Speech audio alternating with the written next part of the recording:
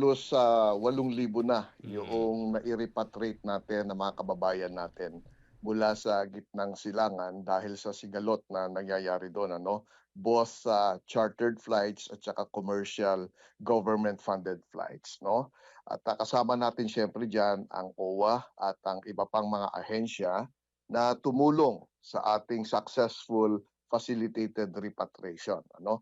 At tama po na nabanggit ninyo, kasama na rin sa 8,000 plus natin or more or less ay yung mga seafarers natin na dumaan sa Strait of Hormuz, no? At ayon nga sa aming huling datos, no, halos 28 vessels na yung successful na nakalabas mula sa Persian Gulf, no, na naipit doon sa sigalot sa gitnang silangan.